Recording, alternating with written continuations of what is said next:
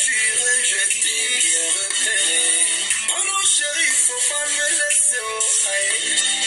Sans rien demander, moi je veux tout te donner.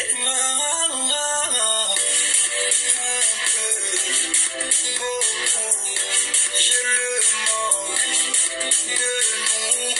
Pour un tour, pour une danse, pour toujours. Oh yeah, oh yeah, oh yeah, oh yeah, oh yeah, oh yeah. Oh yeah, oh yeah, oh yeah, oh yeah, oh yeah, oh yeah. Oh yeah, oh yeah, oh yeah, oh yeah, oh yeah, oh yeah. Oh yeah, oh yeah, oh yeah,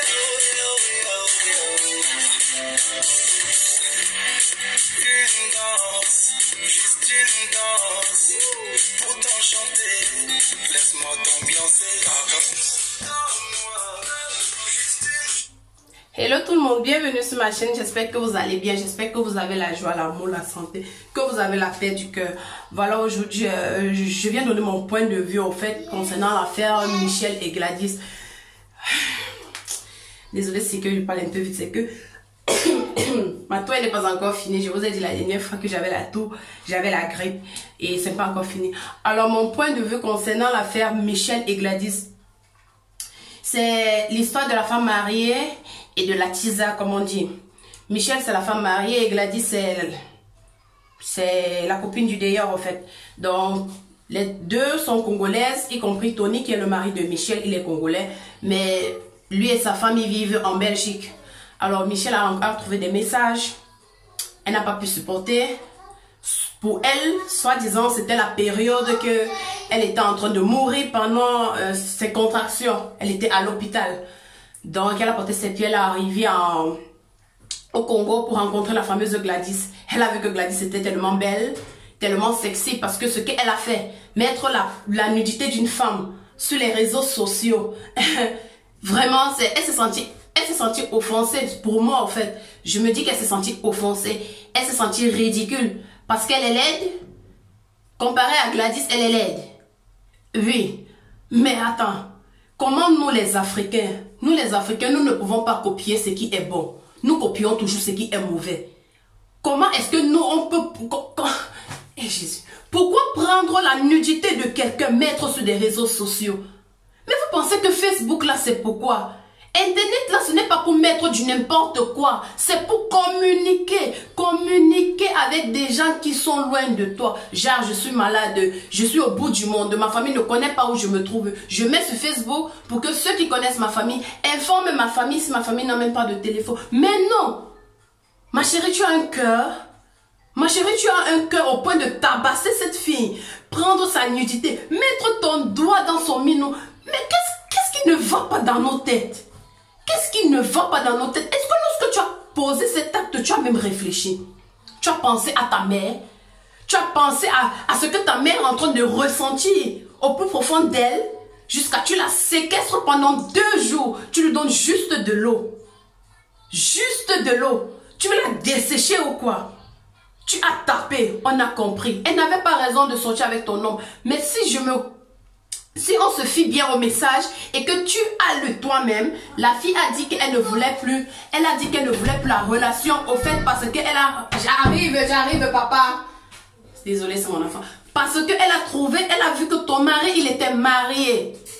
Elle a préféré arrêter la relation et tu le savais. Mais non, tu as fait une organisation, tu t'es senti offensée, tu t'es senti tellement rabaissée, tu t'es senti stupide. Oui, stupide. Parce que c'est ce que tu as fait. Tu organises chez toi. Pourquoi est-ce que tu ne l'as pas attendu en route? Est-ce que tu ne l'as pas organisé en route? Pour que vous vous battiez, pour que vous vous donnez des coups comme 2 femmes. Mais non, tu as préféré ramener tes copines. Ou ce sont tes copines, ou ce sont tes soeurs. Les ramener à la maison. Amener la petite à la maison pour la déshabiller. La taper jusqu'à une autre se lève et s'en va pour donner le coup. Mais qu'est-ce qui ne va pas avec l'Afrique? Qu'est-ce qui ne va pas avec l'Afrique? Je ne suis pas congolaise, mais moi, je me sens offensée parce que vous êtes mes sœurs africaines. Mais vous êtes en train de dénigrer l'Afrique, vous êtes en train d'insulter l'Afrique. Vous êtes toujours dans la méthode de barbare. Vous pensez que si nous, les Africains, si nous, les Noirs, on réagit comme ça, le Blanc va nous respecter? Le Blanc, il ne peut pas nous respecter. Parce que nous-mêmes, nous ne nous respections pas d'abord. Le blanc n'aura pas la décence de bannir cette manière barbare, cet esclavage. Ça, c'est l'esclavage que tu as fait à cette fille. Ce sont des blancs qui mettaient des Africains nus, ils les vendaient, ils les tabassaient et ils publiaient. Mais ça fait beaucoup d'années. Ça fait déjà beaucoup d'années aujourd'hui. Mais toi, regarde ce que tu fais. À une pauvre innocente, elle n'est pas innocente, elle a sorti ton mari, mais elle s'est rendue compte qu'il est marié. Elle l'a laissé. Mais tu as perdu ta raison. Tu as insulté les femmes mariées. Tu les as insultées. Parce que tu n'as même pas respecté la bague que le monsieur t'a mis au doigt. Tu ne l'as pas respecté. Tu penses que ce n'est pas le premier homme que tu as rencontré quand même dans ta vie. Ce n'est pas le premier homme. Même si c'est qu'il a sorti 10 000 filles. Il ne connaît pas le nombre d'hommes que toi tu as sorti.